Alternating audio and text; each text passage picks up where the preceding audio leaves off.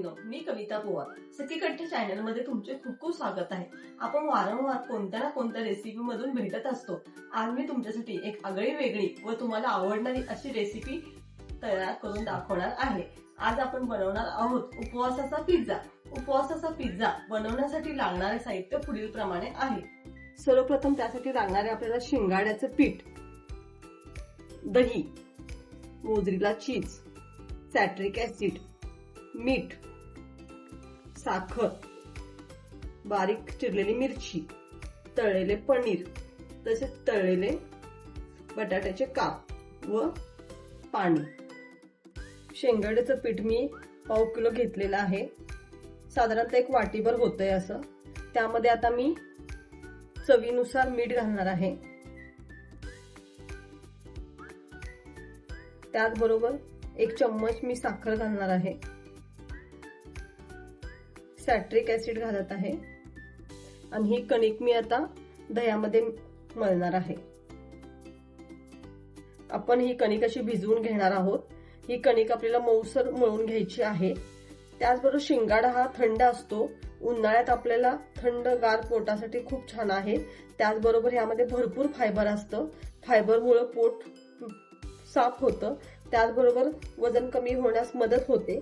शिंगाडा हा उपवासाचा असा पदार्थ आहे की ज्या पदार्थापासून वजन नियंत्रणात राहतं। त्याचबरोबर कॅल्शियम, कार्बोहायड्रेट ह्या सर्व गोष्टी ह्या पिठातून आपल्याला भेटतात। पीठ आपलं तयार झालेलं आहे, ते आता मी सोडणार आहे। आपल्याला असं गोल सर्कल करायचं आहे, जेणेकरून आपल्याला पिझ्झा बेस तयार करायचा आहे।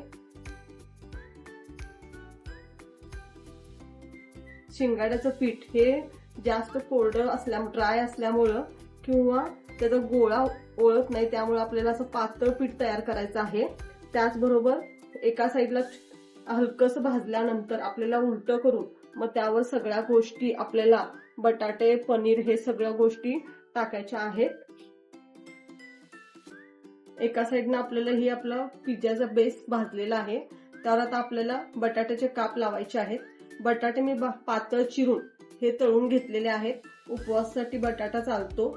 जर आपल्याकडे रताळ अवेलेबल असेल तर रताळ सुद्धा आपण असे काप करून तळून टाकू शकतो किंवा वाफवून सुद्धा टाकू शकतो। त्याचबरोबर आता मी पनीरचे काप सुद्धा मी ह्यामध्ये घालणार आहे। पनीरचे काप मी सुद्धा हे छोटेसे करून तळून घेतलेले आहेत व या पिठामध्ये सर्व दही, साखर, सॅट्रिक ऍसिड असल्यामुळे आपल्याला हा बेस अगदी छान लागतो। मिरची टाकल्यामुळे ह्यामध्ये आपल्याला तिखट गोड अशी टेस्ट भेटणार आहे। सगळ्यात वरती आपल्याला ह्यामध्ये मोझरेला चीज घालायचं आहे। मोझरेला चीज हे दुधापासूनच बनतं, त्यामुळे हे उपवासाला चालतं व पिझ्झा अगदी छान लागतो।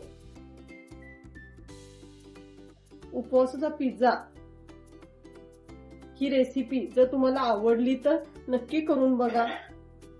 आपला उपवासाचा पिझ्झा तयार झालेला आहे, सर्व छानसं भाजलेला आहे, त्याचबरोबर चीज सुद्धा मेल्ट झालेला आहे।